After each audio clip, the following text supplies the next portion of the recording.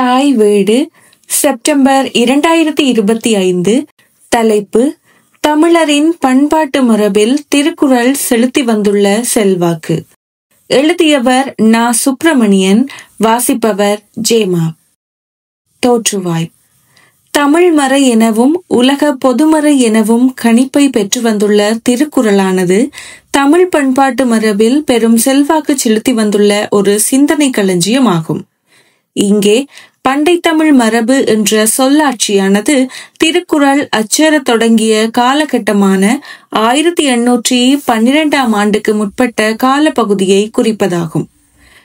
மேற்படி காலகட்டம் வரையான திருக்குறளின் செல்வாக்கு தொடர்பாக ஆய்வாளர்கள் பலர் ஏற்கனவே கவனம் செலுத்தி அரிய தகவல்கள் பலவற்றை திரட்டி தந்துள்ளனர்.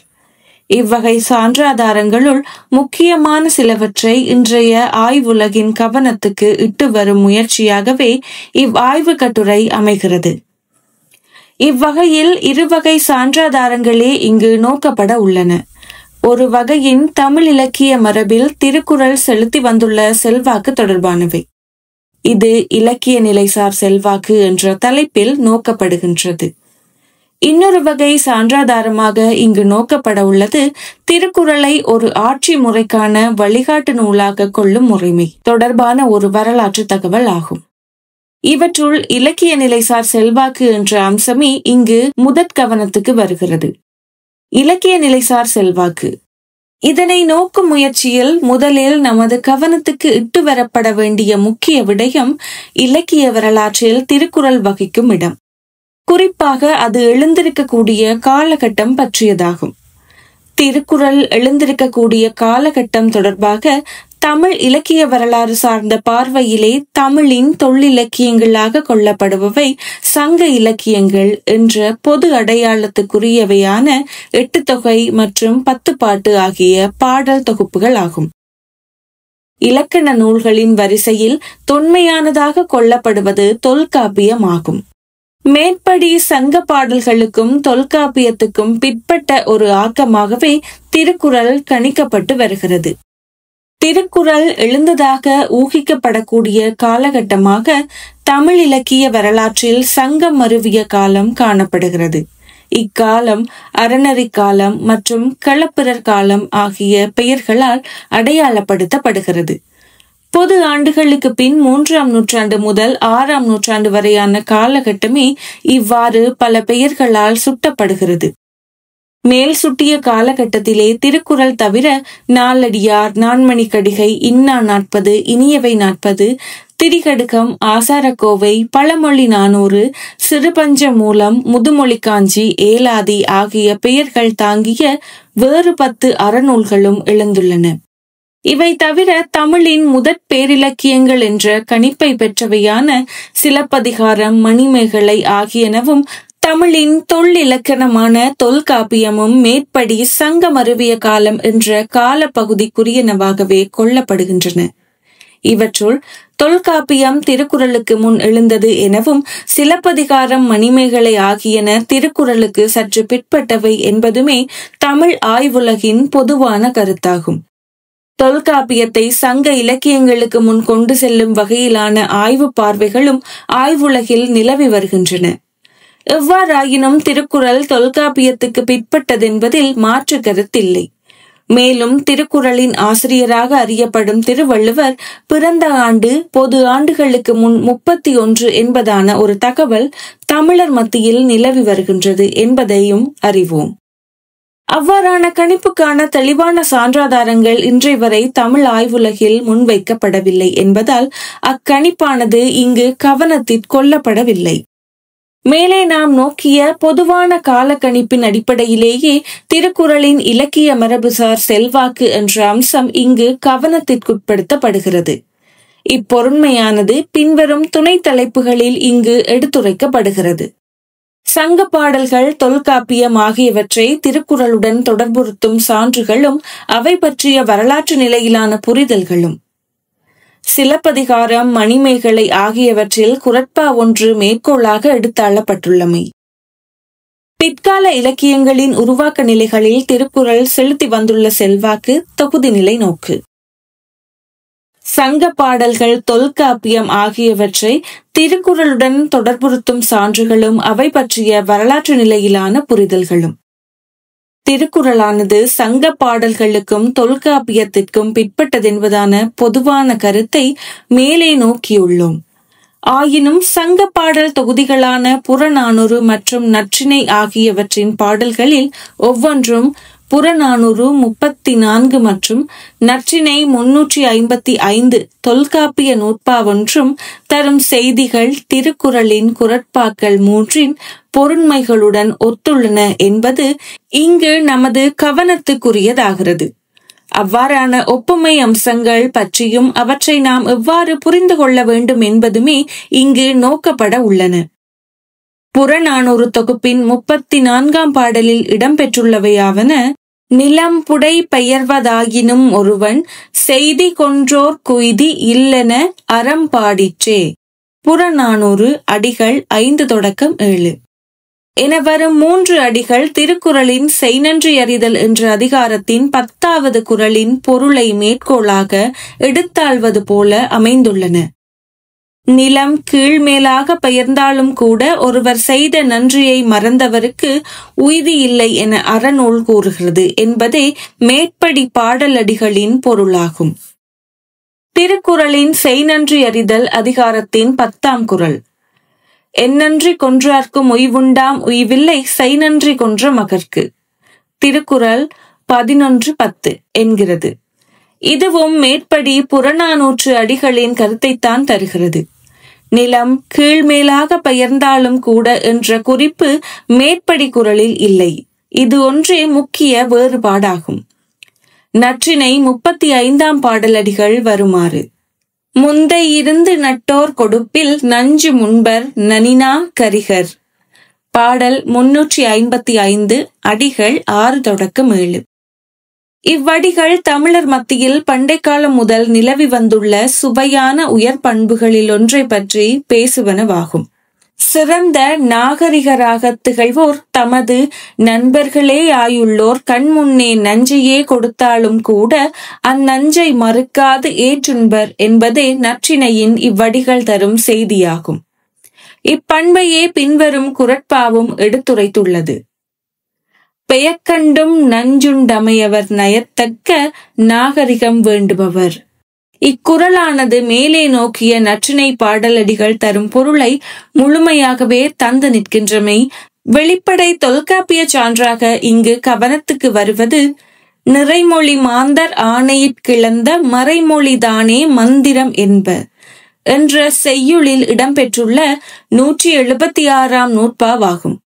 மேற்படி தொல்காப்பிய நூற்பாவானது மந்திரம் என்ற செய்யுள் வகையின் இலக்கணம் கூறுவதாகும். ஆழ்ந்தகன்ற மொழியறிவுடைய பெரியோரின் பொருட்செறிவு மிகுந்த சொற்களே மந்திரங்கள் என வழங்கப்படுகின்றன என்பதே இந்நூற்பாவின் தெளிபொருளாகும். மேற்சுட்டிய தொல்காப்பிய நூற்பாவுடன் ஒத்த பொருண்மை கொண்ட குறட்பா ஒன்றுள்ளது. அது வருமாறு: நிறைமொழி மாந்தர் பெருமை நிலத்து மறைமொழி காட்டி விடும். திருக்குறள் 3:8. இக்குறளின் பொருளானது மேற்சுட்டிய தொல்காப்பிய நூற்பாவின் பொருளுடன் பெருமளவில் ஒத்துள்ளதென்பதை அவை இரண்டிலும் பயிலும் நிறைமொழி மறைமொழி ஆகிய சொற்கள் தெளிவாகவே உணர்த்தி நிற்கின்றமை வெளிப்படை.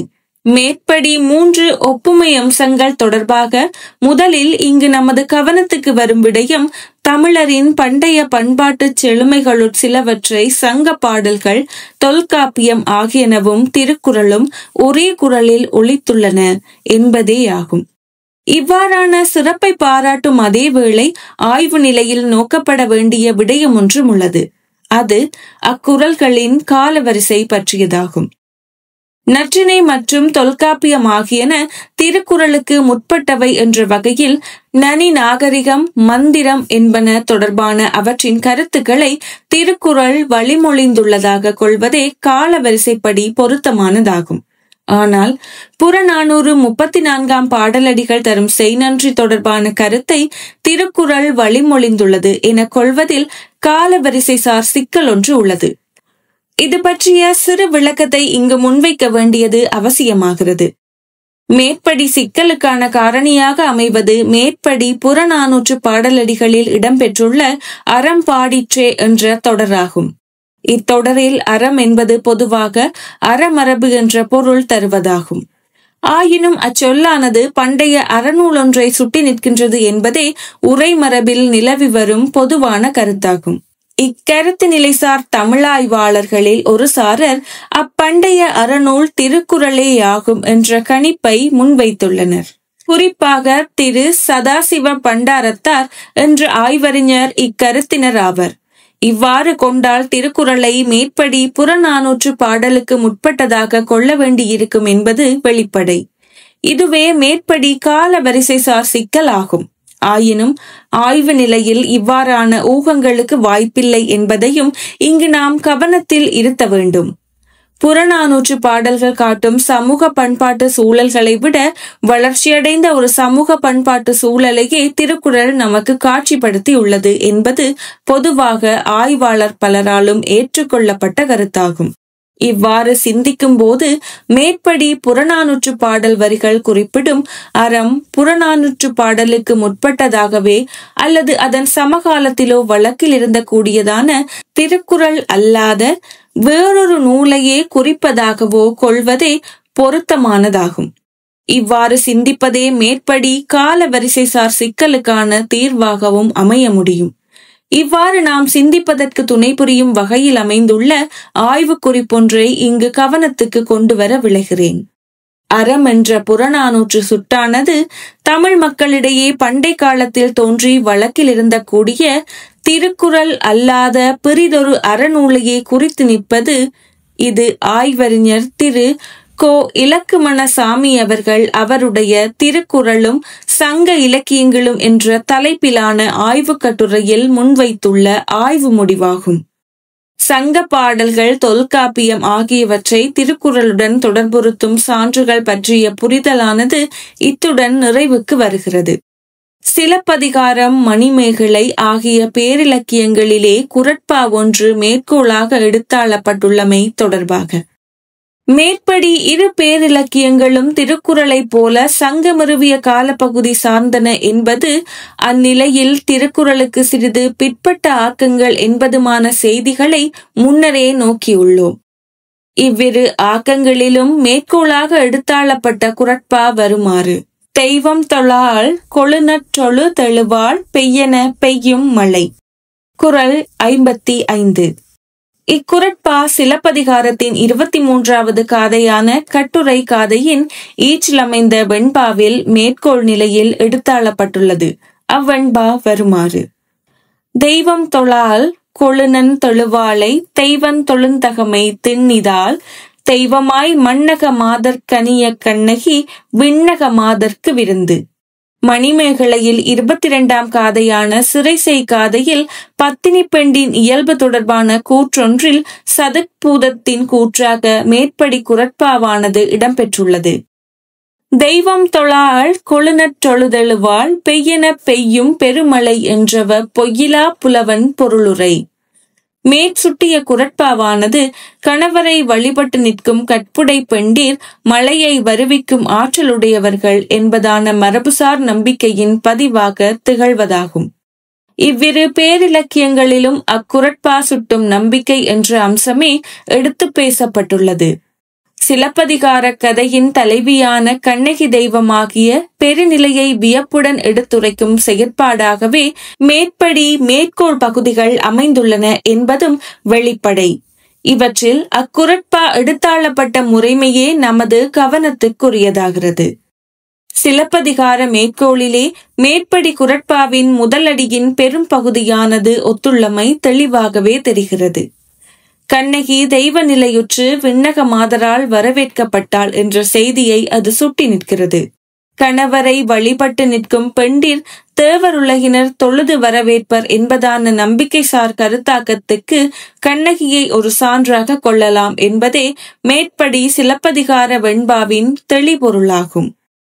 திருக்குறளின் குறட்பாவினின்றுதான் எடுத்தாளப்பட்டிருக்க வேண்டும் என்று ஊகிப்பதற்கு தெய்வம் தொழால் கொழுநன் தொழுவாளை தெய்வன் தொழுந்தகைமை என்ற அதன் தொடரமைப்பானது முக்கிய சான்றாக உள்ளதென்பது வெளிப்படை. ஆயினும் இது ஒரு ஊகமாக மட்டுமே கொள்ளப்பட வேண்டியதாகும். உறுதியாக அப்படி கூறுவதற்கில்லை. ஏனெனில் மாறாக அது அன்றைய சமூகத்திலே வழக்கில் இருந்த கூடிய ஒரு சொற்றொடரிலிருந்து, அதாவது ஒரு பழமொழி வகைசார் தொடரிலிருந்து எடுத்தாளப்பட்டதாகவும் கூட இருக்கலாம். மேற்படி குறட்பா கூட அவ்வாறான மக்கள் வழக்கில் இருந்த கூடிய பழமொழி வகைசார் தொடரொன்றிலிருந்தும் உருவாகி இருக்கலாம் என்பதான ஊகத்துக்கும் இடமுள்ளது. மணிமேகலையிலே மேற்படி குறட்பாவானது அதன் மூல வடிவிலேயே மேற்கோளாக எடுத்தாளப்பட்டுள்ளது. இம்மேற்கோள் பகுதியின் முதல் 1.25 அடிகள் மேற்சுட்டிய குறளின் மூல வடிவமே ஆகும். அவ்வகையில் இது திருக்குறளின் மேற்படி குறட்பாவிலிருந்து எடுத்தாளப்பட்டது என்பது தெளிவாகவே தெரிகிறது. இத்துடன் இங்கு தனி கவனத்துக்குரியதாக உள்ள இன்னொரு முக்கிய அம்சம், திருக்குறளையும் அதன் ஆசிரியராகவும் அறியப்படும் திருவள்ளுவரையும் புகழ்ந்தேத்தும் உணர்வுடன் இது அமைந்துள்ளமையாகும். பொய்யில் புலவன் பொருளுரை என்ற தொடரானது இவ்வுணர்வின் வெளிப்பாடேயாகும். பொய்யில் புலவன் என்ற தொடரின் பொருள் உண்மையை மட்டுமே பேசும் புலவன் என்பதாகும். இம்மேற்கோள் பகுதியில் இவ்வாறு சுட்டப்படுபவர் திருக்குறளின் ஆசிரியராக அறியப்படும் திருவள்ளுவரே ஆவார். இத்தொடர்சார் உரை குறிப்பும் இதனை உறுதி செய்கிறது. எனவே மணிமேகலை ஆசிரியரான கூலவாணிகன் சீத்தலை சாத்தனார் திருக்குறள் ஆசிரியரை பொய்யிலா புலவன் என புகழ்ந்துரைத்துள்ளார் என்பது தெளிவாகின்றது. மேற்படி தொடரிலுள்ள பொருளுரை என்ற சொல்லானது மேற்படி குறட்பாவின் பொருட்சிறப்பை சுட்டி நிற்பதாகும். அதாவது மக்கட் சமூகத்தின் பயன்பாட்டுக்குரியதும் அவ்வகையில் பொருட்சிறப்புடையதுமான ஒரு ஆக்கம் என்ற வகையிலான உயர்கணிப்பு அக்குறட்பாவுக்கு சாத்தனரால் வழங்கப்பட்டுள்ளது. இக்கணிப்பானது திருக்குறளுக்கு அந்நூல் எழுந்த சங்கமருவிய காலப்பகுதியிலேயே கிடைத்துள்ள பெருங்கௌரவம் என்றே கொள்ளப்பட வேண்டியதாகும். பிற்கால இலக்கியங்களின் உருவாக்க நிலைகளில் திருக்குறள் செலுத்தி வந்துள்ள செல்வாக்கு. தொகுதி நிலை நோக்கு. பிற்கால இலக்கியங்கள் என இங்கு குறிப்பிடப்படுபவை பொது ஆண்டுகளுக்கு பின் 6ஆம் நூற்றாண்டு முதல் 18ஆம் நூற்றாண்டு வரையிலான இலக்கியங்களே ஆகும். இக்கால பகுதியில் முதல் பொது ஆண்டுகளுக்கு பின் 900 வரையான காலப்பகுதி பக்தி இலக்கிய காலம் என வழங்கப்படுவது, அதனை அடுத்த 900 ஆண்டு காலப்பகுதியில் பல்வேறு பொருண்மைகள் சார்ந்த பெருந்தொகையான பேரிலக்கியங்களும் சிற்றிலக்கியங்களும் எழுந்துள்ளன. இவ்வாறான 1200 ஆண்டுகால தமிழ் இலக்கிய செல்நெறியிலே திருக்குறளானது ஆழமான செல்வாக்கு செலுத்தி வந்துள்ளது. அத்தொடர்பிலான சில முக்கிய சான்றுகளே இங்கு கவனத்தில் கொள்ளப்படுகின்றன.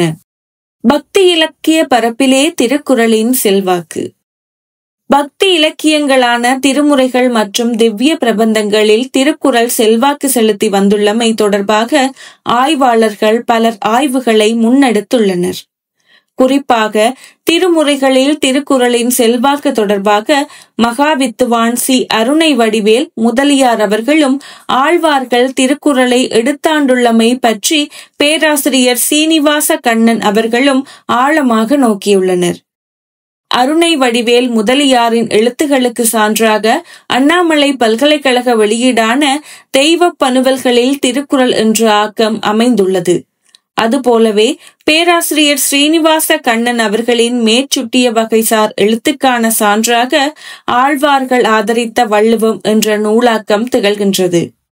திருமுறைகளில் திருக்குறளின் பயிற்சி என்ற வகையில் இங்கு கவனத்துக்குரிய முக்கிய சான்று 11ஆம் திருமுறையில் இடம்பெற்றுள்ளதான சேரமான் பெருமாள் நாயனாரின் திருக்கைலாய ஞான உலா என்ற ஆக்கத்தில் திருக்குறளின் 2 குறட்பாக்கள் தமது அதே வடிவில் எடுத்தாளப்பட்டுள்ளமையாகும்.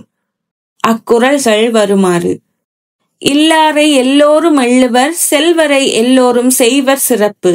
குறள் 752. கண்டு கேட்டு உண்டு உயிர்த்து உற்றறியும் மைம்புலனும் ஒன்றோடி கண்ணே உள. குறள் 1101. இவ்விரு குறள்களும் திருக்கைலாய ஞான உலாவில் முறையே 136, 173 கண்ணிகளாக எடுத்தாளப்பட்டுள்ளன. ஆழ்வார் பாசுரங்களில் திருக்குறளின் பயில் நிலைக்கு பல சான்றுகளை இங்கு சுட்ட முடியும்.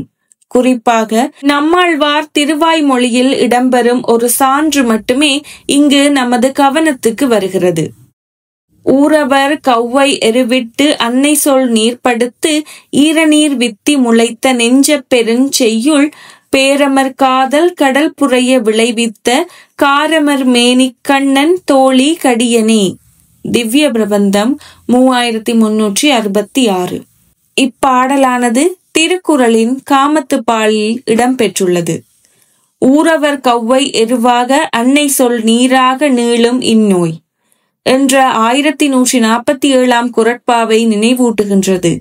இதனை பாடிய நம்மாழ்வார் திருக்குறளில் ஊறி திளைத்தவர் என்பதை இப்பாடல் உணர்த்தி நிற்கின்றமை வெளிப்படை.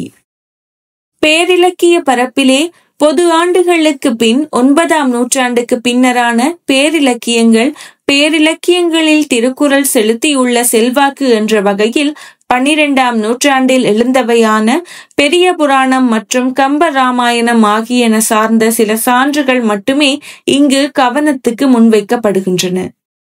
12ஆம் திருமுறை என வழங்கப்படும் பெரிய புராணத்திலே ஒரு பாடலடியானது குறட்பா ஒன்றை நினைவுக்கு இட்டு வரும் வகையில் அமைந்ததாகும். கண்டு கேட்டு உண்டு உயிர்த்து உற்று அமர்ந்திருந்தார் காதலினால். பெரிய புராணம் 3426 என்பதே அந்த அடி. இவ்வடியானது சுந்தரமூர்த்தி நாயனார் திருவொற்றியூரிலே சங்கிலியாரை மணந்து மகிழ்ந்திருந்தமையை காட்சிப்படுத்துவதாகும். இவ்வடியானது திருக்குறள் காமத்துப்பாலிலுள்ள கண்டு கேட்டு உண்டு உயிர்த்து உற்றறியும் ஐம்புலனும் ஒண்டொடி கண்ணே உள என்ற 1101 குறளை நமது நினைவுக்கு இட்டு வருகின்றமை வெளிப்படை. இக்குறளை சுவைத்த அனுபவத்தின் தளத்திலேயே சேக்கிழார் இப்பாடலை தந்திருப்பார் என்பது உய்த்துணரக்கூடியதேயாகும்.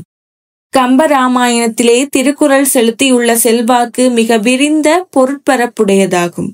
இப்பொருண்மை சார்ந்து பேராசிரியர் தே. ஞானசுந்தரம் அவர்கள் ஆழமாக ஆராய்ந்துள்ளனர்.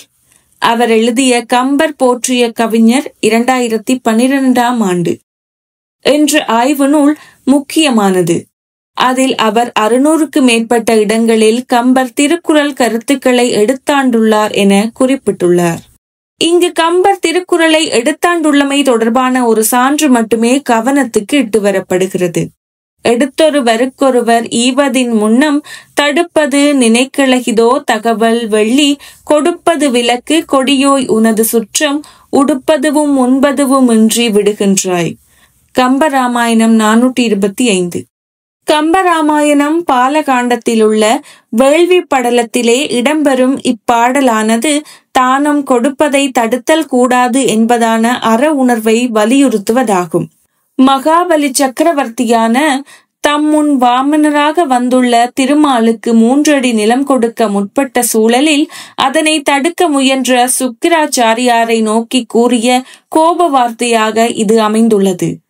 இப்பாடலின் 3ஆம் 4ஆம் அடிகள் திருக்குறளின் கொடுப்பது அழுக்கறுப்பான் சுற்றம் உடுப்பதுவும் உண்பதுவும் இன்றி கெடும் பொருளை தழுவி அமைந்துள்ளமை தெளிவாகவே தெரிகின்றது. குறள் 166. சிற்றிலக்கிய பரப்பிலே திருக்குறள் பேணப்பட்டமை மற்றும் மதித்து போற்றப்பட்டமை ஆகியன தொடர்பான பார்வையிலே 2 விடயங்கள் நமது கவனத்துக்குரியன. ஒரு விடயம் சிற்றிலக்கியங்களில் குறட்பாக்களின் பொதுவான பயில்நிலை பற்றியதாகும். இன்னொரு விடயம் திருக்குறளை மையப்படுத்தியே சிற்றிலக்கியங்கள் உருவானமை பற்றியதாகும். சிற்றிலக்கியங்களிலே குறட்பாக்களின் பொதுவான பயில்நிலை என்ற வகையில் தமிழ் விடு தூது என்ற தூது வகைசார் சிற்றிலக்கிய ஆக்கத்தில் குறட்பாக்கள் எடுத்தாண்டுள்ளமை இங்கு கவனத்துக்கு வருகிறது. இவ்வாக்கத்தின் 97, 194, 196 ஆகிய 3 கன்னிகளாக 3 குறட்பாக்களே எடுத்தாளப்பட்டுள்ளன.